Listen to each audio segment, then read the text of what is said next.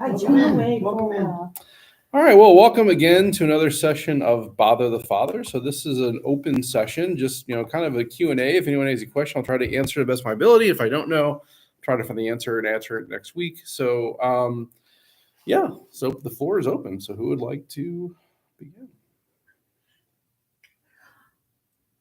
I've always had this question, and the gospel brought it to mind this past week. Mm-hmm. How much power did the devil really have to offer all that? Yeah, good.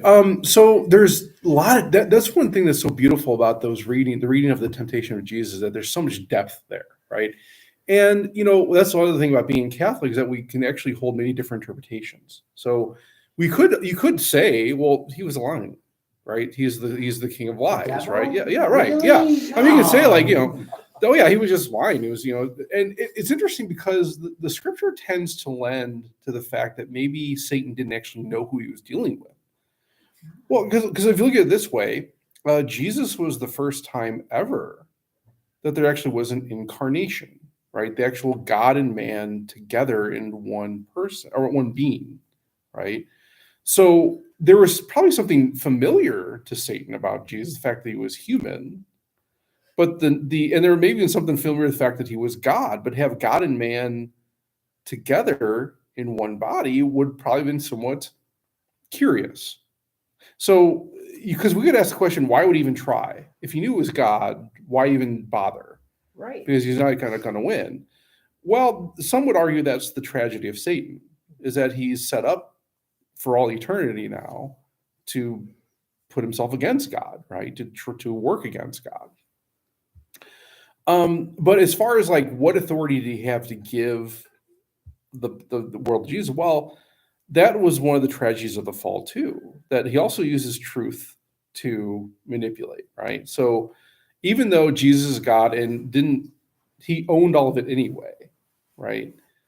There was still certain authority given to Satan because of the fall too, that he claimed a lot of people. And many people interpret that part of the temptation is that there's kind of a twofold action there. That wouldn't it be better if God actually took over and actually was the let's say the material ruler of the world, right? Well, I mean, because really what Satan's saying there, you're a good guy. If you're in charge, what could go wrong, right? The problem is it was be set through a lie, which God just cannot do. If Jesus were to say yes, everything would have been annihilated, right? Everything would cease to exist because that's against the very nature of God. There's also an understanding that maybe Satan was tempting Jesus to let all the souls out of hell. So in the reality, it's in line with his, hey, you came to free all these souls, right? Hey, they're under my control. I'll give you all this power to free them. I'll let you take control of hell. All you got to do is worship me, right? Now, if we had a mission, God wanted to, he could take control. Well, he could, right? So again, what that is going against, it's interesting that Jesus doesn't use his divine power to overcome these temptations. He uses his human will to do so. Because as a human, we would say, well, yeah, why wouldn't I want to do that? If I had the power to free everyone out of hell, why wouldn't I take that? Well, because you'd be violating your covenant with God by bowing down to something or someone that isn't God, right? So there's many different interpretations we can make in the scripture, which is wonderful and deep and beautiful. And many scholars posit those are few, right? That it wasn't that Satan was just tempting Jesus with earthly power. It was actually the power to fulfill his mission right then and there. Why go through the pain? I mean, you know what you're going to have to do. Why go through that? I'll just give you the souls now. Bow down to me, right? I think what it really underscores is the tragic nature of Satan, that he can't help himself, right? And in many ways, there's many different thoughts when it comes to the role of Satan, that many people say, well, I pity him. Maybe that's the proper response, right? That he just can't help himself. He just can't, that's just what he does. And that's the tragedy, but we still have a choice. We're humans. We can do that. So praise God for that too. Yeah. Thank you. Yeah, of course. My pleasure. So when you say that maybe Satan didn't know who he was, Mhm. all of the other times that Jesus cast out the spells, many of them said, "I know who you are." Well, notice that happened after, right? So it was after yeah. So we this? look chronologically of Okay. Jesus' life, right? We have his birth.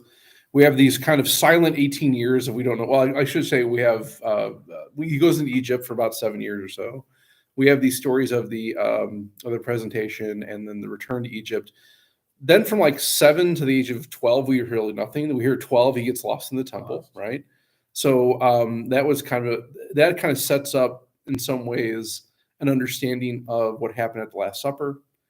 There many people ask about the priesthood. Why is it only male priesthood? Why? And so part of that answer is because, well, there's only males at the Last Supper. That was when Jesus actually ordained his priests.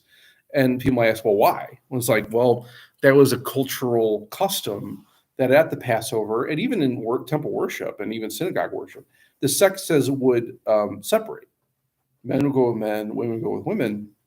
And so people may ask, well, why was Jesus lost for 5 days? Why, wouldn't their parents keep an eye on him? Well, he was at an age where he could have gone with the women or the men. He wasn't old enough to be a man, but he was still old enough to maybe go with the men. And so it was a simple issue that when the sexes split, they would even travel separately. Mary simply thought he was with Joseph, and Joseph could have simply thought he was with Mary. And so when they realized he wasn't with either, they were like, oh, and they go back a day and they work church for 3 days. That's because that was a custom of the Passover meal. And so Jesus, it seems, followed that custom because people would ask, well, why would he do that? That's more of a cultural thing. That's a great question, but it's pretty evident that that's what he did, right? But after that, we don't hear about him for 18 years, right? And there's a lot of different theories about what happened there. We know he would have probably been trained, which was also a custom of the people as his father's business, so we call carpenter, but a carpenter back then was probably more of like, also like mason, day labor, basically had learn trades of building, that kind of thing. And then he starts his mission at the age of 30, and that starts really with his baptism. And so after the baptism that's when he went out in the desert for 40 days, right? So everything after that, the miracle at the Cana, his first miracle, that happened kind of after this time period of being tempted. And you'd even argue that the 40 days in the desert was a miracle, although Elijah and there was other Old Testament figures that actually did the same miracle. So the 40 days in the desert wasn't unique, but it is meant to show a connection between the Old Testament prophets and the New. Well, that brings the question in my mind then. Was there baptism at that time before the age of 30? Well, okay, so baptism was actually a Jewish ceremonial custom, right? So baptism actually was a form of purification for those entering the temple, and actually for especially women and those who were of age where circumcision was just not prudent.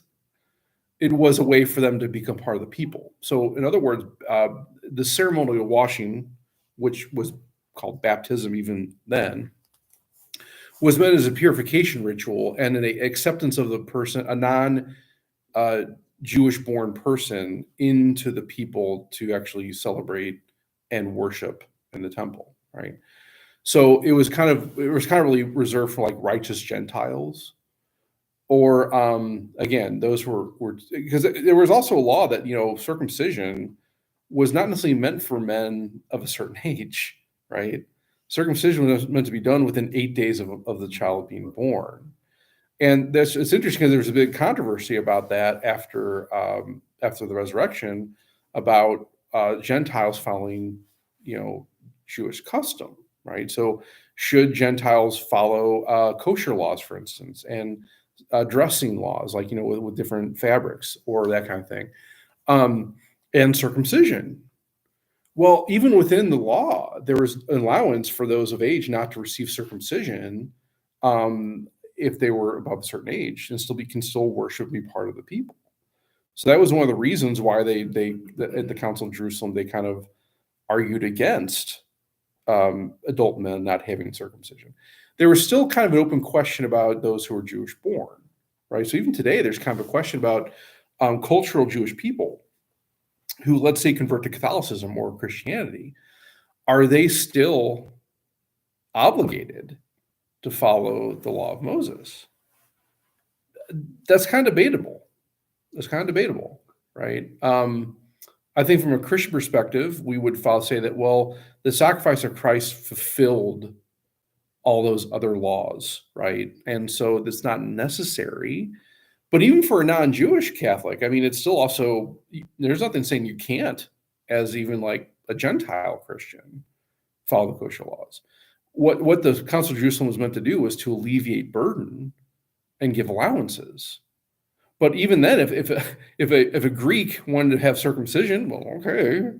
I mean, you don't have to, but all right, if you want to do that, that's your call. We're not going to, tell you no. Or if you want to maintain kosher laws as a Roman, well, all right, there's no restriction from doing that. A lot of the laws, though, Moses were directed towards temple worship, and the problem now is there's no temple. Right, so a lot of those laws are no longer in effect just because you can't. Right.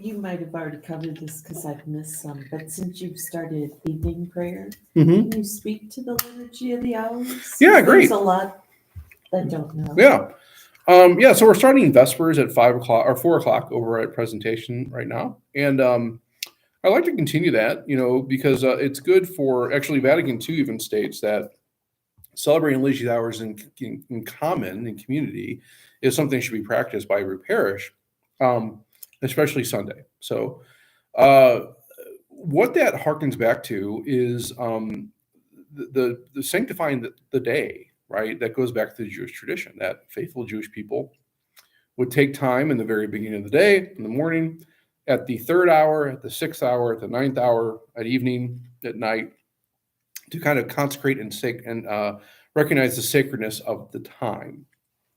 And that usually was involving reciting psalms, primarily reciting psalms, particular psalms that were prescribed for that day. The Catholic Church follows that tradition in the Liturgy of the Hours. That the Liturgy of Hours, it can be good devotion, but for those who are ordained or consecrated, it's obligatory. So like when I got ordained, one thing I promised to do was to faithfully pray Liturgy of the Hours every day.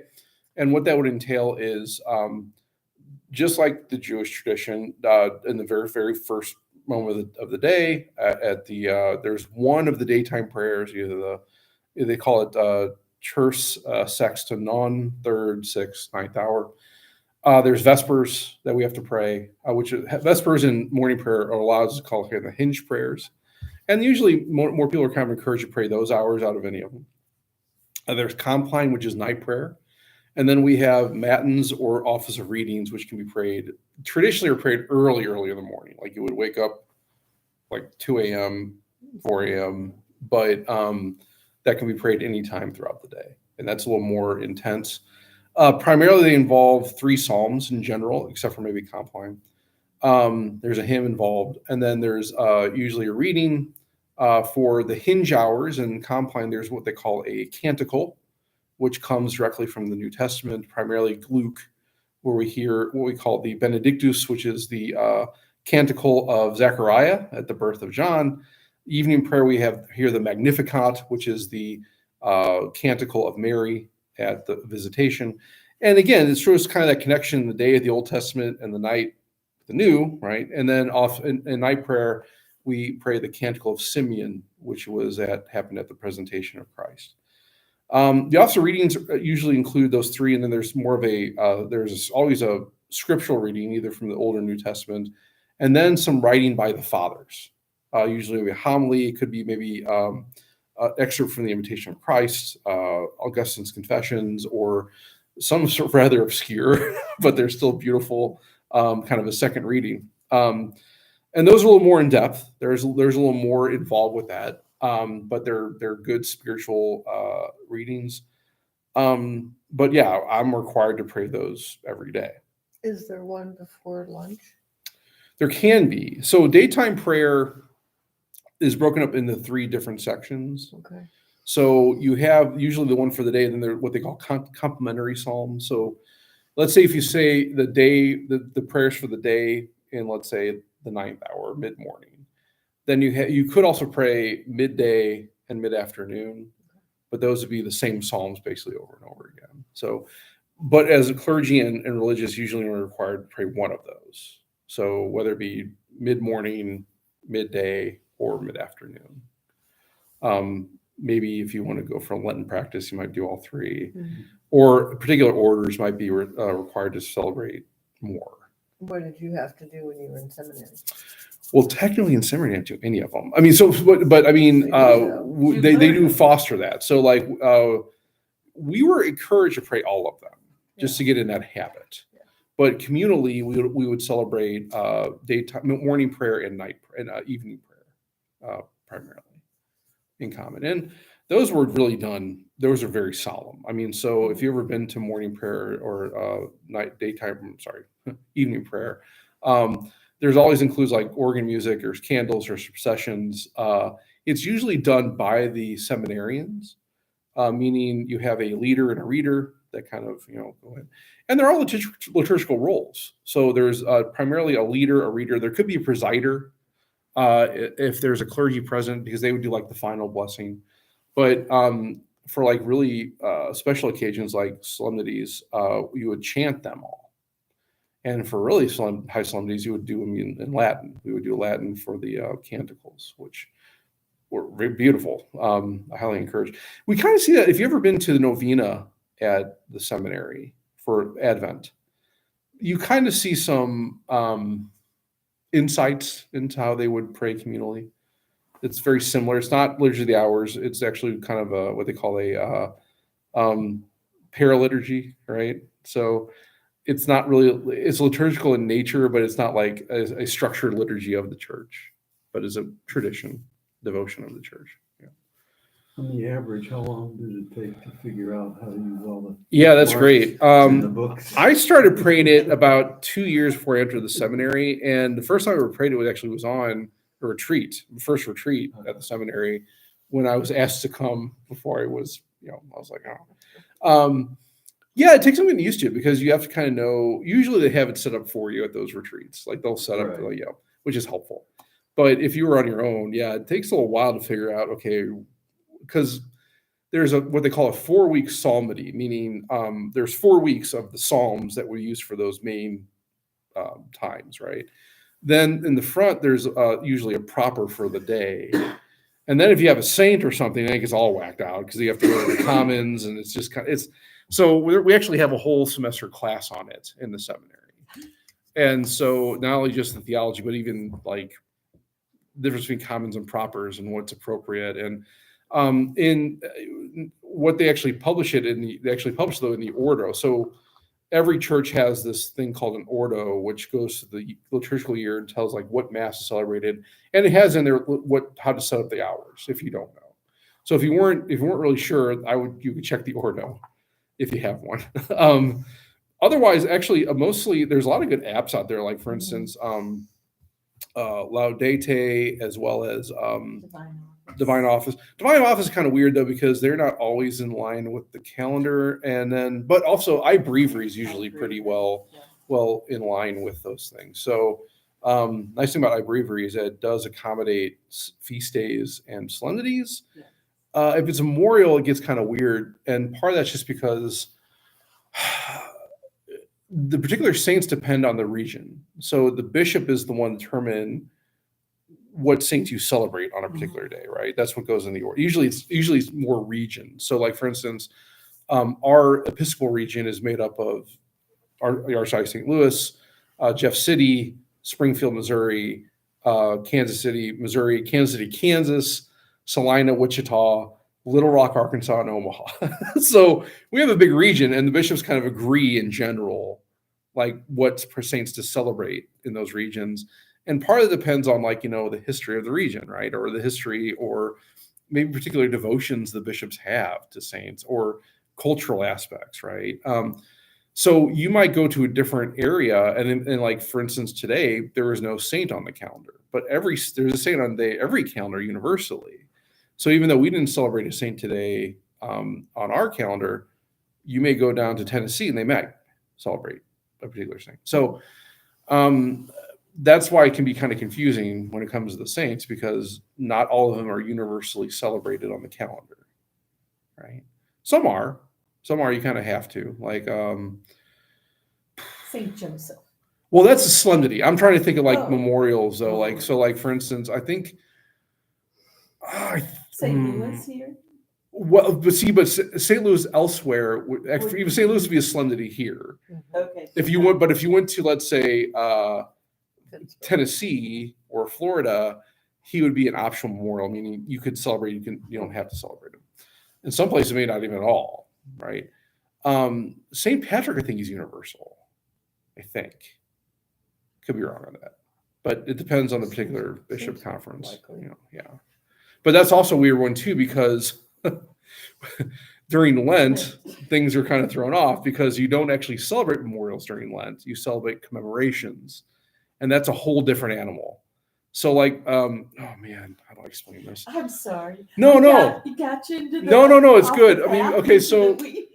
So good. So typically for memorials on these days, whether it be Mass or whether it be Liturgy of the Hours, there are what they call proper prayers for the saint or for the day. So like, for instance, the collect. If it were a memorial for a saint, we'd have a particular collect for that saint.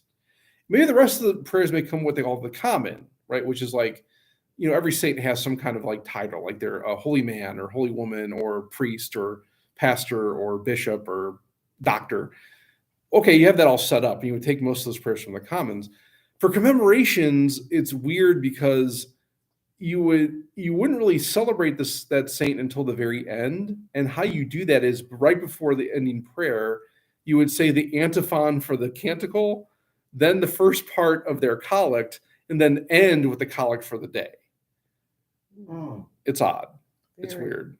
Actually, Father Smith and I actually have a debate about this, because not on Liturgy of the Hours, but on Mass, because there's also you don't for commemorations you recognize the saint in different ways too. What the way I was taught in the seminary was, and what the Ordo kind of looks like it says, which I got to check that again, but I think it does have this. The way you commemorate the saint is you add the collect to the end of the petitions. So the prayer at the end of the petitions, you would use the collect for the saint. And instead of saying like one God forever and ever, or God forever and ever, you would see through Christ our Lord. You would just change that Laxdal theology to something different. Father Smith argues that the way you commemorate the saint is actually use their collect at the collect portion, and then use the day's prayer at the end of the petitions. I think it's the other way around, but he's the office of worship. I'm going to let him do what he does. The less he knows, the better. So we'll just go with that. So would St. Catherine, would one of the doctors of the church be a common, or would that be a solemnity? You mean, would that be universally celebrated? Yes. Yes. Not necessarily. Okay. Not necessarily. So, yeah, it kind of depends. Okay. It really just kind of depends. I Yeah, just thought doctor. of the yeah, you would church. think. Yeah, you would think that'd be the case. But like Catherine of Siena might be a universal. She might be. But not just because you're a doctor doesn't mean, like, for instance, we just had a new doctor, St. Gregory Narek, a couple weeks ago. He's not obligatory. He's an optional memorial. So you don't have to celebrate Okay. that day. He's on our calendar, but he's not like to the point where we actually have to celebrate his day. And to that point, I think we've talked about this too. There's different kind of hierarchies of solemnity, right? So the highest form would be a holy day of obligation. Then you have solemnities, you have feasts, you have obligatory memorials, you have optional memorials, you have commemorations, then you have particular season days. Then you have like for like Lent, Advent, Easter, Christmas. Then you have what they call ferial days, which is basically ordinary time. Nothing's going on. Just wear your green and do the Sunday prayers. That's kind of what that comes down to. How do you ever keep it all straight? Well, fortunately, the Ordo tells you what to do, that's why it's always an advocation to look at the Ordo for any priest. Also, too, in the Ordo, which is also somewhat frustrating but helpful. On one side, they have the calendar, and the other side, they have what they call necrology. So it's kind of an anniversary of the death of particular priests and deacons. But on the other side, too, they also commemorate particular feasts for a region or an area or diocese. Like, for instance, since our Ordo is like a different region, not everyone would necessarily celebrate, let's say, the dedication of the Cathedral Basilica of St. Louis, right? So on that left-hand side, it actually has a feast day for that day here in St. Louis, right? It's weird, though, too, because in the city, it's celebrated as solemnity. Outside the city, it's celebrated as a feast. I don't know why they did that, but that's just how it's set up. So they have those particular days too on the left-hand side of the Ordo. And so it's always good to read the Ordo because you might be celebrating something you shouldn't, or you should be celebrating something that you're not, right? So, yeah. Who's gonna know other than you? Well, And that's the God. thing, and God. And yeah, I mean, so yeah, you have very astute people. I mean, so like for instance, if someone knew when the dedication of the cathedral was, which is, does anyone know what date that is? It's in August, isn't Mm-mm. it? No? Mm-mm. It's actually by baptismal day, Ah, which is. Oh. It is, October 12th. October. So October 12th, it's a feast day here in St. Louis because we celebrate the dedication of the cathedral. So you might have someone's very astute, might know that, and if I didn't do that, they'd be like, I'm going to write the Archbishop. Yeah, because that's the thing. Technically, it is our responsibility to know that, right? And celebrate the day that the church wants me to celebrate, and that even would be matter for the confessional for me, right? So You did it intentionally. Well, So it wouldn't you be didn't mortal, check- maybe. you It didn't wouldn't be check. mortal. I would say that because I should check it every day, right? And if I don't check it, I know better, and I should. So yeah, mortally, probably not. But would that be venial? I would say for me, it would be. So there are powers to be kind of like Catholic Supply, put the other thing you can buy every year Mhm. that tells you liturgy of the hours, what week you're on. Yeah. And it'll also tell you if you're in the 1 week volume, Yep. I mean, the 1 book volume or the 4 book volume, what page you need. Yeah. I mean, in general, in the United States, we kind of celebrate all the same stuff. I mean, you probably won't find much change between the different ordos across the United States. The only thing that might change is just like the particular feasts and celebrations. Like okay, so everyone has particular patrons for each diocese, right? So St. Louis for us would be a solemnity, obviously, nowhere else. Or maybe a few other places, but here, usually the secondary patrons are elevated, right? So like for us, it's St. Rose Philippine de Chêne. So her feast day is November 18th. And Vincent de Paul. Vincent de Paul is mean, September he's the 27th. second. He's also, yeah, right. So when their feast days come up, they're usually elevated to some extent. So they would be optional memorials in the Ordo, but for us, they'd be obligatory. And even there's discussion, maybe bring it up to be a feast, right? So that's up to the bishop. So that's his call. Good. So if somebody's new coming. I would say don't worry about it. Just let me worry about it. Oh, Vespers. No, Yeah, if yeah. somebody's new coming to Vespers.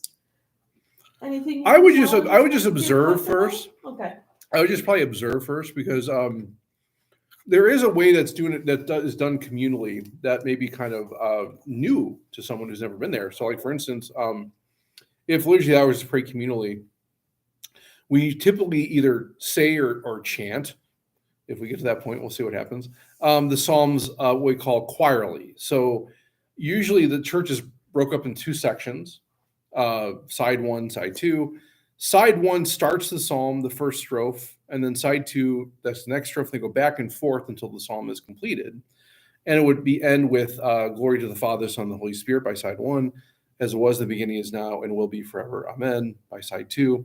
Then we would all say or chant the antiphon together, then go on to the next psalm and the next psalm until that's done.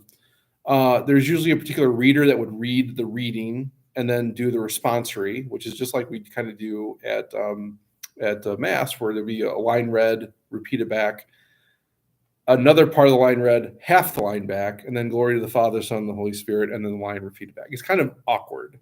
If you've never experienced before, it's kind of weird. You might not know what to do. That's why I think it's good if you come to observe first. And you can certainly read along and kind of get the feel. And then maybe by the next time you come, you might maybe be able to, engage. Usually the canticle is also done choirally if we chant it. So we go back and forth. If it's said, though, we say it all together. And these are all in this document called the General Instruction of Liturgy of the Hours. And so that's why we have a whole class on, because we just kind of break that down and go through it, and this is how we do it. Now, different orders might do it differently, right? And there are exceptions that even says in the general instructions, orders tend to have certain ways they do it, which is authorized and good. But in general, there's a structure to it that lay people and priests of the archdiocese priests would pray it similarly. Then you have petitions, and usually that's led by the leader, and then the reader would read the petitions. There'd be a response read, just like we do at Mass, like Lord, hear our prayer, or glory to you, O Lord, or whatever it may be. We end usually the hinge prayers with the Our Father, and then we have a final prayer and a blessing. So those are kind of the hinge prayers. The other ones are a little bit shorter, so it's a little bit, but in general, it's kind of the structure of them for the most part. But yeah, my advice would be, if you come, just maybe observe for the first time and see how it works. And then if you feel called to engage the next time, we're right there. If you get, after the first song list, you kind of get it, cool, join in.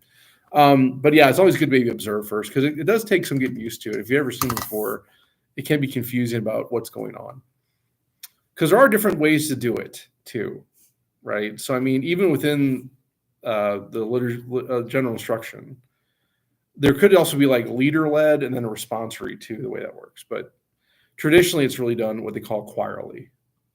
So, yeah.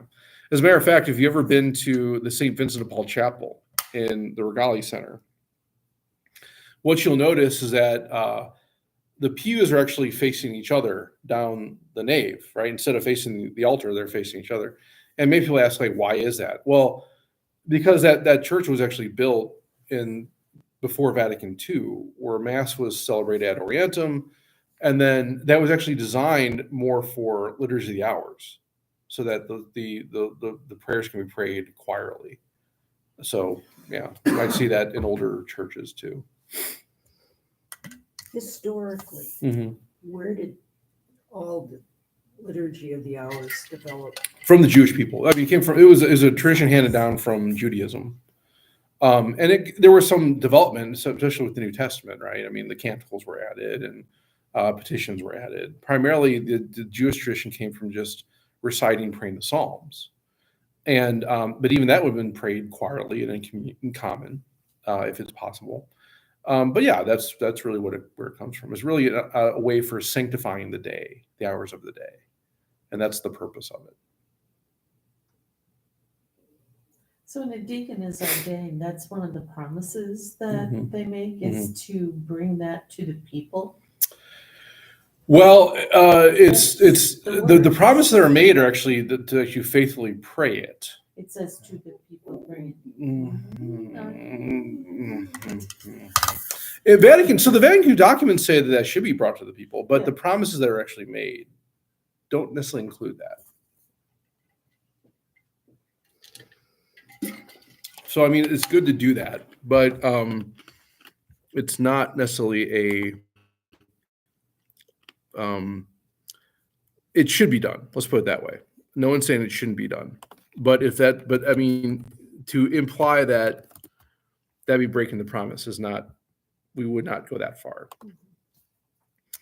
And I'm just pulling up, where should I actually have a copy of that somewhere, where I got that. So yeah, we would definitely want to uphold the be done in common. So yes, we would say that for sure. Yeah.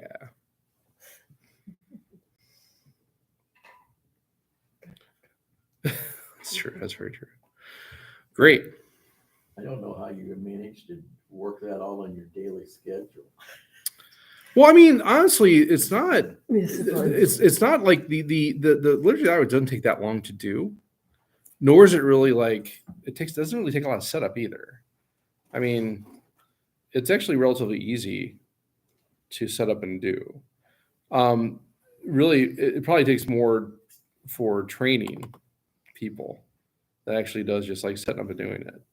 Because once you actually get into like kind of a habit of it, it's not really that hard.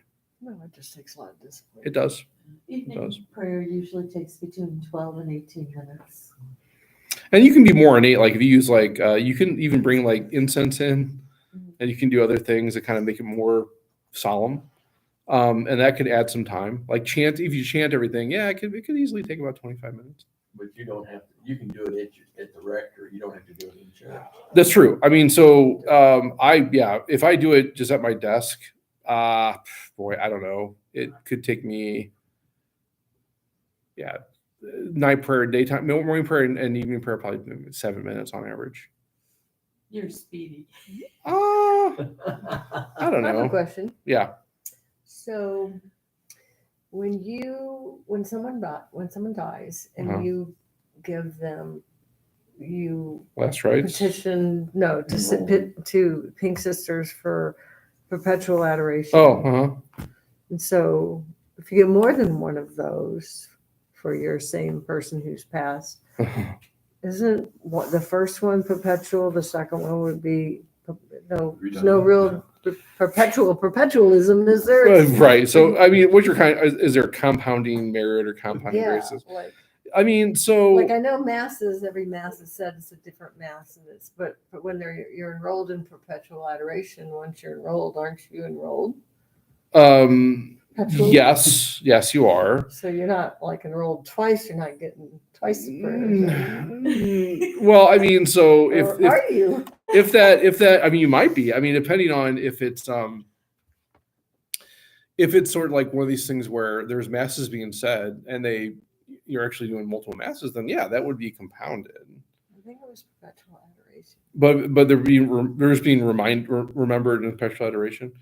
Well, it could be more than one person doing it, Okay. right? And so I don't know. That's kind of one of those things where it's like, well, if somebody's already in heaven and I do a plenary indulgence, well, we trust that would be Right. done for some benefit. There would be some merit regardless, maybe not to the person you intend, but God would figure it out in the eternal economy of what's being done for somebody. So I think the eternal. yeah, I don't. I would just say like I wouldn't worry too much about it. Let's put it that way. They have perpetual. They have 1 and 2 and 3 years. Right. You know, we're not going to turn the money down. Well, sure. I mean, yeah. I mean, that's kind of part of it. But I mean, I think really also too is the gesture of doing that, right? Which is meriting. So I think it's kind of a. So you've been praying the hours so long, you probably have some of them memorized. I mean, usually you have the canticle memorized pretty quickly. I mean, Yeah. those go pretty quick. I mean, as far as the Psalms, I don't know if you necessarily memorize the Psalms, but I mean, I do tend to, you tend to pick up, you can kind of start like, like even like this weekend, once you hear like dash your foot against, Psalm 91, right? Because we actually pray that one. That's actually Sunday night prayer. Every Sunday, Psalm 91 is prayed. The night prayer Psalms are all the same every week. So you kind of get those. Like for instance, you also pray the only Psalm that doesn't have an upside on Friday night, which is Psalm 88. And it's interesting because that would have been the Psalm that Jesus would have been praying in the prison as he was dangling before his crucifixion. As a matter of fact, when we went to the Holy Land, we had the privilege of going to where he was staying over the night and praying that Psalm, which was kind of moving. But yeah, the Psalm 88 is kind of every Psalm kind of has like kind of this, there's usually like a flow to it. There's like, okay, God, you're great. And you are just, you do something happens, we screw up and you forgive us. But it always ends like on a high note. It's like, but you're still there. And 88 does not have it up. It doesn't have a happy ending. It's just like, yep, everything is bad and everything's horrible. Good night. Good night, right? So yeah, it's very interesting. Yeah, I don't know. It's very interesting. I got a question. Yeah. What is your, so my Bible I read, I understand pretty good. Yeah. And talking to people at work, they're like, well, I can't understand mine. It doesn't explain anything. I think mine helps me out. Do you have a suggested Bible to when just the layman, a Catholic, Yeah. not non-Catholics, but the layman Catholics are reading the Bible? Yeah. I think it's- There's a lot of it comes down to, okay, for instance, I think if you're trying to learn more, probably the Ignatius Study Bible is very good. If you want like a faithful translation that has like good footnotes for it, I would say either the Douay-Rheims is a very good one, or even the New Jerusalem Bible. The New Jerusalem Bible is very faithful to the original Hebrew and the original Greek. But I mean, like, so we use in liturgy the New American Bible, St. Joseph edition. You know, we use it for liturgy, so okay. But I don't think the translation is the best. And the footnotes, they're not bad. They give some good insight, but I don't know if they're necessarily. So that's what I got. And Yeah. that's what I feel. I'm like, well, it's pretty good, but maybe I can get more. Yeah. I mean, So what are the few suggestions you said? so if you want, I think that the Ignatius Study Bible is very good. That can be very The new helpful. one. The new one, the one just came out. Yeah, it is. I yeah. got it for Christmas. It's this big. Yeah.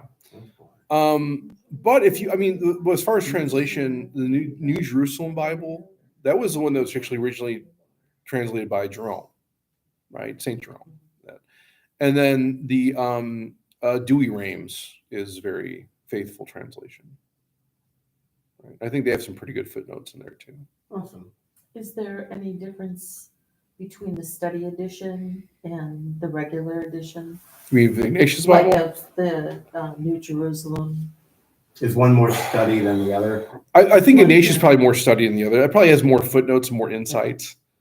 The New Jerusalem and the Douay-Rheims is more, I think, translational notes, right? So, like it'll say, like, you know, the original Greek was like this word, and so that's why this was translated that way or something. I mean, so it's helpful to know that, you know. But as far as like just studying, maybe get better context, yeah, I think Ignatius Study probably be the best one to go with, you know. Yeah, like I said, the New American's good, but also like sometimes just some of the footnotes is like it's not necessarily wrong, but it's just like maybe there's probably maybe some more there, and a lot of times they're more looked at from more a contemporary lens, right? Than maybe the context of what was going on at the time.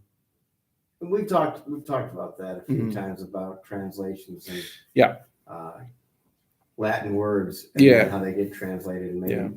there's a lot of Well, left and I out. mean, and it's hard because you don't want to come too hard down on these editors because, like, you know, there's certain word, like, okay, for instance, like consubstantial. What kind of word do you use for that in English that actually gets a faithful translation without like Right. making a sentence out of it, right? So it's. I think editors do the best they can to try to, you know, make it understandable from a modern ear, which is not bad. But I think also sometimes what happens is we tend to lose the meaning of these words in the translations, right? But there's other Bibles out there too, like, wow, there's one called like the Redneck Bible. There's one called like the Street Smarts Bible. Wow. So these are like more like very, very contemporary translations that are almost using like idioms and slangs today. And, you know, it's like, okay, but, you know, I don't know. I mean, can it be helpful? I guess. Baby steps. Yeah, right. I mean, I think that could be a good start maybe for some people who've never had that experience, sure. But is it faithful? No, of course, to the translation, not necessarily. Right. Yeah.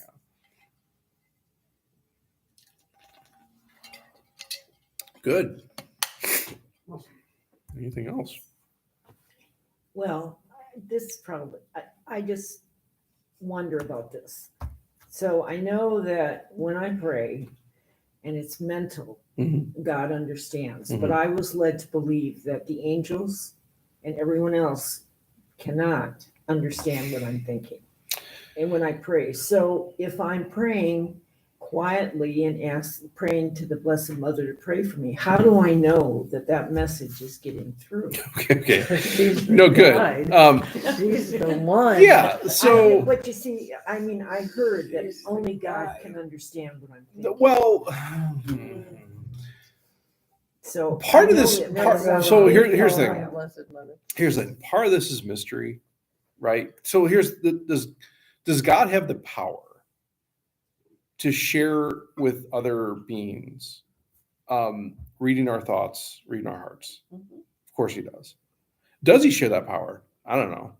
You know, I mean, so it would seem fitting that he would share that with certain saints like Mary and Joseph, Okay. and even maybe your guardian angel, because your guardian angel has a particular mission for you. Right. So it could seem reasonable that your guardian angel could. Would other angels? Meh. The devil. Yeah. Well, here's the thing. The devil technically can't read your thoughts unless you allow the devil to read your thoughts. So in other words, like when we think things like possession and stuff like that, right? A demon really can't read your thoughts. They can they're endowed with all reason, and they can actually infer and understand maybe what the outcome of your actions would be, but they can't necessarily read your thoughts unless you allow them to do that, right? Meaning, if someone's possessed, yeah, well, that demon could read that person's thoughts because, well, that person allowed full entry into that person, right?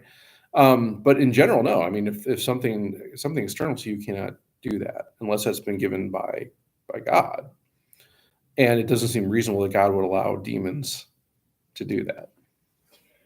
Sorry, I that's probably a silly question, but No, I don't think so. I mean, I think a lot, but again, I mean, a lot of that comes down to mystery. I mean, so does the communion of saints, can they read each of our thoughts?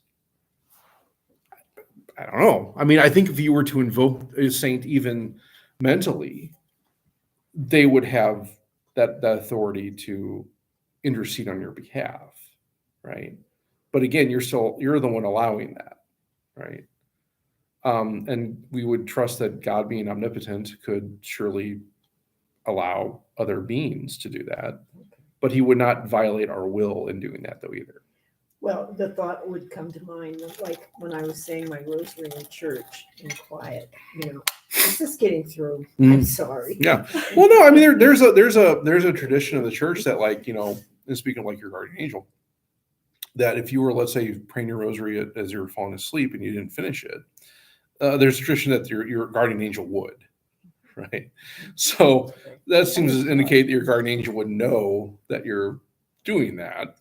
If they're watching over you, Right. they should know. No, that's what I'm saying. It seems reasonable that the Thank you. guardian angel would have Yeah, that some of that authority because they have that particular mission to protect you, and so they would probably want to know what you're thinking so they can do that better. Sure. Well, I'm in deep trouble if praying to the saints isn't getting through. I was about to say, I pray all the St. Jude, St. Anthony, I'm still looking for my 1099s for Social Security, which I'm almost sure I never received. And Mary, and then I even pray to my mom and dad and ask them for help. No, I mean, I would trust that, and that's the thing. That the intercession of saints are efficacious and they're helpful. And so I would trust that even if we do meditative prayer or even, contemplative prayer without words, that they would be interceding on our behalf. Sure. Just pray out loud if you're not sure. There you go. Although we're told in the gospel, if you pray, go in your inner room and lock the door and, don't let your If you're by yourself, I mean, Yeah. So even that alone, scripture might infer that that's the case too, right? So. Have you heard about all the recent murders of Christians, like in Syria and then just now in Nice? Will the Vatican do anything?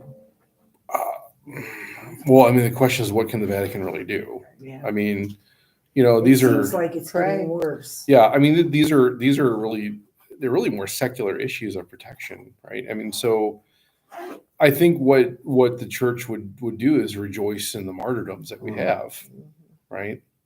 It's said, I can't remember if it was, no, I think it was St. Augustine said the blood of the martyrs, there we see growth in the church, right? It fosters the growth of the church in these areas, right? So in some ways it's obviously it's tragic when everyone loses their life, but also if someone is being martyred, they got where they need to go. They're not right. They did, purgatory. they did what they're supposed to do. So hey, awesome, That's right. that's great. Well, it just shocked me when I heard on the news tonight that it happened in a church in Nice. Well, I mean, there's been several episodes just in the last few years of attacks. I mean, a few years ago there was a elderly priest that was attacked in the sanctuary and killed, along with some of the congregants. And I mean, there may be different reasons for that. I don't know. Some would argue there's extremists that are kind of infiltrating, and you're probably seeing that everywhere. But yeah, I think that's the thing is that, well, I mean, the Vatican surely can condemn the loss of life, but I think also we're looking at this as, well, there's heroic virtue there. And the fact that they're dying for the faith, well, we've seen that since the beginning of the church, right? So in other words, well, what else is new? It's a Thursday. Okay, well, yeah, that's right. Yeah, I mean, a lot of this comes down to what's being done more secularly to protect these people. I mean, you're seeing that also. That's why I think I think that's why you're also seeing the church grow in these places like Congo and these places where in Asia where these persecutions are happening, because there's truth to it, right? That's where you see the churches grow, is when martyrdoms are happening. Now, we hope that doesn't happen here ever, but I mean, if it were, that's probably a sign of growth too. Yeah, I don't know. Mhm.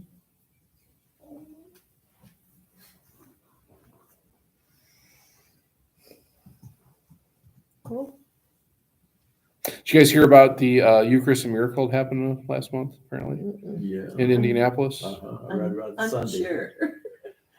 So apparently there was a host that was bleeding, Oh. right? And I think it's interesting that it happened in the area where we had the Eucharistic Congress just a few months ago. That I It's, did hear. we're talking with the second graders who are getting ready for First Holy Communion, and we're talking about reasons why we believe what we believe. We kind of went through John chapter 6 and the scriptural aspects of it. I think I might bring in some of the church fathers next time, although that's kind of hard to do for that age level. We'll see what we can do. But we were talking about Eucharistic miracles. That gets their attention. It's kind of interesting. And it's interesting that we have one at least once a decade.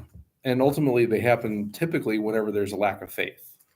So I don't know the circumstance, but I think they're still investigating this in Indianapolis. But there may be something fitting in the fact that we just had a Eucharistic Congress there less than a year ago, and now there's potential miracle that occurred. So we'll see what happens.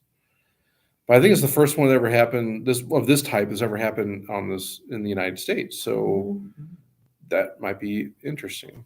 And going back to like faith and stuff and lack of faith and declining church, well, Here we are. here we are. Right. Yeah, I don't know. Right? Wasn't the last one before that with Bergoglio in South America? Actually, no. There's been about one every decade. The last one, actually, there was an instance of one occurring a couple years ago in Australia. Before that, there was one in 2013 in Poland. There's one in 2006 in somewhere in Europe.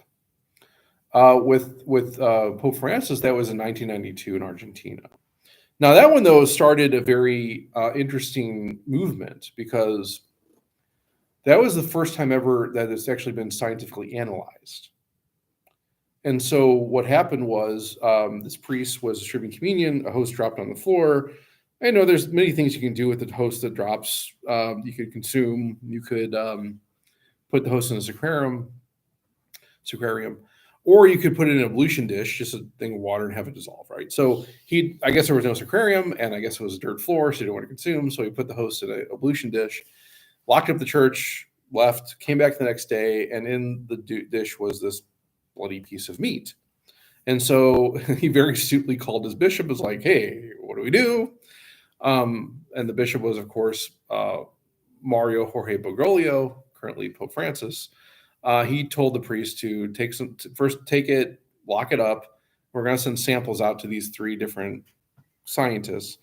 These 3 didn't know where it came from, were not connected in any way. They weren't even Christian. They analyzed the samples, and they came back with the same results. It was living cardiac tissue that was under great stress, and the blood type was type AB. Well, this started kind of a movement of the other, because we've had Eucharistic miracles dating back to like the 3rd century. So, like I said, every decade seems like there's something that happens. So they went back and analyzed these other ones all the way back to the 3rd century. And guess what? Living cardiac tissue under great stress, AB blood. That was rather instrumental in doing that, because I don't think it would have been done otherwise. And it was kind of interesting that the Holy Father did that, because who would think to do that, right? But I think what it gives a lot of credence to what the church has been teaching for these last 2,000 years about who the Eucharist is. And it's also fascinating, these results are coming back the same every single time. But yeah, that was 92. So we've had about 4 or 5 since then. So how do you hear about that? How do we hear about them? Yeah, I mean, the News. average person normally doesn't. Yeah, I mean, so usually I get like on either on YouTube, or I have like certain things, my algorithm, like, hey, so I'll get some So it's heads not up. something through the diocese. No, Okay. no. As a matter I'm of sorry, fact, as a matter of fact, I'm not going to say this Never online. mind. Never The mind. diocese is great. We love the diocese. Don't get me wrong. It's great. We'll talk offline. You could tell the 2nd grade about Carlo Acutis. That's what we talk about. Yeah. I actually pulled up his webpage. So, Mhm. yeah. Yeah, so that one was kind of amazing, but it's kind of started that process. And I think from here on out, that's the way they're going to look at these miracles, analyze them, see what happens. Another interesting fact is that blood type is the same blood type that's found on the Shroud of Turin. Right. So the Shroud of Turin has never been definitively defined as the Shroud of Jesus, and it probably never will be. But it is interesting, all the different things have been done to that piece of fabric, and the results that have come back with that too. So, Well, isn't the canonization for the young man, isn't that scheduled for later in the summer? for Acutis, yeah, it's coming up. July. I Yeah, think. Well, right. I mean, with the current situation with the Pope, you're just wondering if it'll happen. Oh no, he's already been like approved. I know. Yeah. But it has to be the Pope to canonize him, right? Can a cardinal do it? Well, but what I'm saying is, like, yeah, the Pope would probably have to celebrate the canonization mass, but usually the Pope's honor. So, like, if a Pope were to die, and let's say they have it scheduled July, he dies in June. Well, the next Pope would do it. So, because it's already been approved, it's already gone through the process. Okay. So, like, it's not like, okay. So I guess the new Pope would have the authority to stop it, but the question would be like, well, why? Yeah, right. Yeah, It's not gonna affect Carlos any. right, Mhm. right. It's just- Yeah, I mean, because once you're blessed, you're Yeah. there. By the time you're venerable, You're you're in. actually in. Yeah. Yeah. So this is all just icing on the cake for the most part. Well, it's a great thing that's happened with him. Mhm. But yet you got somebody like Blessed Michael McGivney, who Mhm. founded the Knights of Columbus, and he still is blessed. He's not been canceled. Yeah, but he's still in heaven. I mean, that's the yeah, you're right. They don't care. I mean, but you can still, if they're venerable, you can still hold them up as an example, right? The only thing, what the title venerable is saying is that, yeah, this person expressed heroic virtue, meaning there's no reason to say they're not in heaven.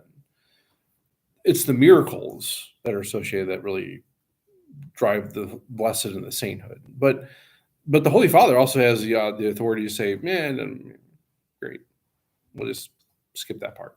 That's fine. So yeah, I mean, these things typically take time anyway. I mean, I think the fastest one probably was Mother Teresa. Those usually don't see within the same decade someone getting canonized. or well, she was actually born there. Yeah, I mean, he was what 2006. He died. So I mean, really, that's pretty quick. So yeah. I think it's ironic that Mother Teresa died the same day, or that Princess Diana. Yeah, it was a couple days, I think, right? It was the same. Yeah, Was it? yeah, I thought it was the yeah. same day. No. It makes no difference. But anyway, yeah. Yeah, It's right around the same time. Their funerals might have been the same day. could have been. And you've heard of Stanley Rothen, Mhm. right? Yeah. Mhm. Have you been there yet? Oklahoma City? Yeah, it's amazing what Hmm. they've done. Yeah. Well, we might have one associated with Kenrick coming up pretty soon. Emil Capon. I think is he venerable now? What's the name? Emil J. Capon. He was World War II. yeah. Well, no, Korea War. He was a chaplain in the Korean War. He was captured and ministered to the the North Koreans as well as his fellow POWs. And so I know he's a servant of God. I understand he's been put up for venerable now. So I think I'll have to change the name of the lounge over there. Capon So, yeah, right. Saints. Venerable commands. The name of the lounge over the seminary, the Emil J. Capon Center. Oh, okay. So I don't think they said servant of God. I think he kept it open today. That's probably a good idea. Until he gets lesser saint. Yeah, right. So all right. Great. This has been great. Wonderful. Well, thanks for everybody. We'll see everyone next week, hopefully. And same time, same place. So see you then. Thank you. Thanks, guys.